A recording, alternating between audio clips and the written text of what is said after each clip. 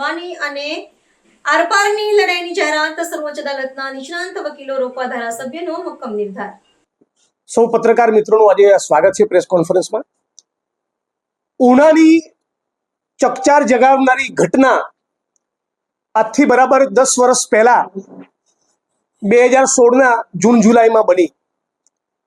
ઉનાની બજારમાં જાતે બની બેઠેલા કેટલાક ગૌરક્ષકો જે મૂળ તો અસામાજિક તત્વો હતા એ લોકોએ મોટા સમજદિયાળા ગામના બાલુભાઈ સરવૈયા, એમના દીકરાઓ, એમના પરિવારજનોને જે ગાયનું સિંહે મારણ કર્યું હતું એ ગાયના નામે એમની ઉપર હિંસા કરી ઉનાની બજારમાં ધોળા દિવસે ગાડી સાથે બાંધી અમાનવી રીતે જાણે એમનો જીવ લઈ લેવાનો હોય, જાણે એમનું હત્યા કે ખૂન કરવાનો હોય એવા આશયથી એક ષડયંત્રના ભાગરૂપે એમની ઉપર હુમલો કર્યો।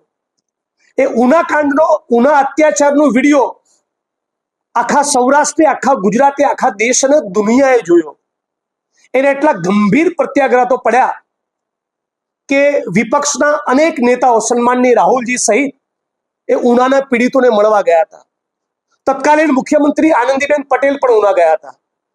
અમદાવાદથી ઉના સુધીની એક ઐતિહાસિક દલિત અસ્મિતા યાત્રા, 400 કિલોમીટરની પદયાત્રા, વાહન યાત્રા અમે પણ કરી અને 15મી ઓગસ્ટનો તિરંગો ઉનાની ધરતી પર લહેરાવ્યો હતો કે આ ઉના, આ ગુજરાત, આ દેશના ગરીબોનું, પીડિતોનું, શોષિતોનું, વંચિતોનું, દલિતોનું પણ છે।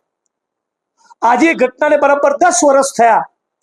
હમણાં 4 દિવસ પૂર્વે જ સમાજ કલ્યાણ વિભાગની બજેટમાં ભાગ લેતી વખતે મેં સરકારને સવાલ પૂછ્યો, સમાજ કલ્યાણ વિભાગના મંત્રીશ્રીને સવાલ પૂછ્યો કે આનંદીબેન પટેલે ઉના જઈને ઉનાના પીડિતોને જે વચન આપ્યા હતા, ફાસ્ટ ટ્રેક કોર્ટમાં કેસ ચાલશે, પીડિત પરિવારોને સરકારી નોકરી મળશે, ખેતીની જમીન મળશે, આમાંના એક પણ વચનનું પાલન કર્યું છે?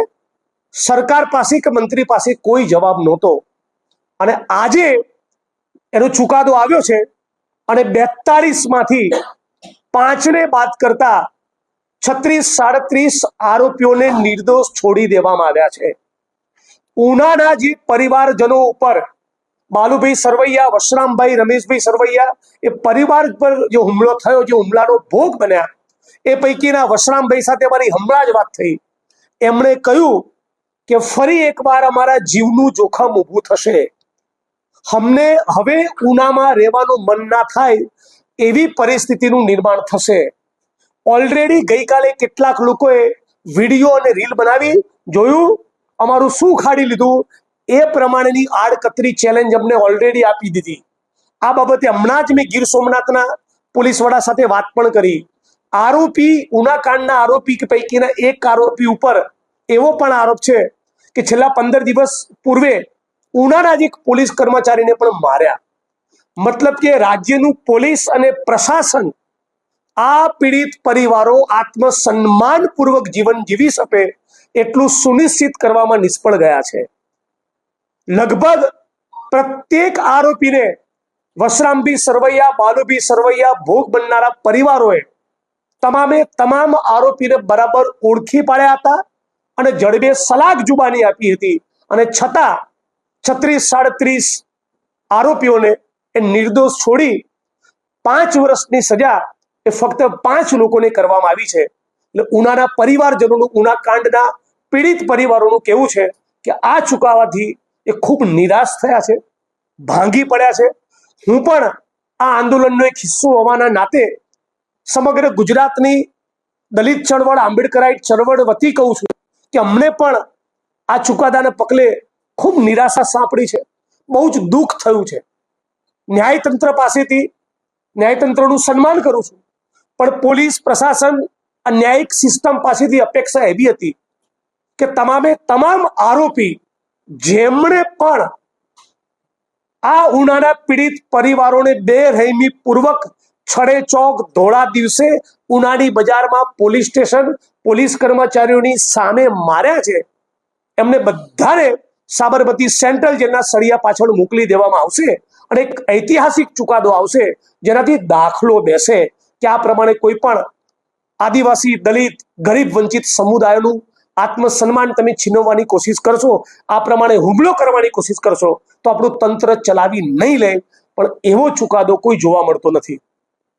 દુઃખ સાથે એ કહેવું પડે છે કે વર્ષ 2018 અને 2023માં જ્યારે પણ આરોપીઓ પૈકીના અમુક બેલ લઈને આવ્યા, તે લોકોએ ફરી આ પરિવારજનો પર હુમલો કર્યો.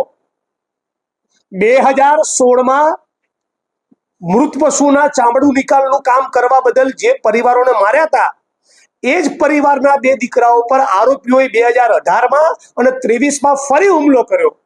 અને એમાં એક કેસમાં ફરી આરોપીઓને નિર્દોષ છોડી દેવામાં આવ્યા અને બીજા પ્રકરણમાં ટ્રાયલ પેન્ડિંગ છે. હું રાજ્યની સરકાર સમક્ષ સમગ્ર ગુજરાતના 50 લાખ દલિતો વતી એક ગુજરાતના ન્યાયપ્રિય નાગરિક તરીકે, કોંગ્રેસ પક્ષ તરીકે અને જેને ઉનાળાના આંદોલનમાં એક મહત્વની ભૂમિકા ભજવી છે, એવા એક આંદોલનકારી તરીકે હું ગુજરાતના માનનીય મુખ્યમંત્રી અને ગુજરાતની સરકારને વિનંતી કરું છું કે જો તમારા ઈરાદામાં ખોટ ન હોય તો તાબડતોબ આ ચુકાદાને સરકાર દ્વારા હાઈકોર્ટમાં ચેલેન્જ કરવામાં આવે. હાઈકોર્ટ સુપ્રીમ કોર્ટના senior most criminal side practice કરનારા એમિનન્ટ સિનિયર કાઉન્સિલને રોકી પીડિત પરિવારો જેનું નામ આપે એવા સિનિયર તાત્કાલિક અસરથી આ ચુકાદાને હાઈકોર્ટમાં પડકારવામાં આવે અને પીડિત પરિવારોના જાનમાલની સુરક્ષા સુનિશ્ચિત કરવામાં આવે અને પીડિત પરિવારોને વર્ષ 2016માં આનંદીબેને જે વચન આપ્યા હતા, ખેતીની જમીન અને સરકારી નોકરી આપીશું, એ વચન પૂરા કરવામાં આવે.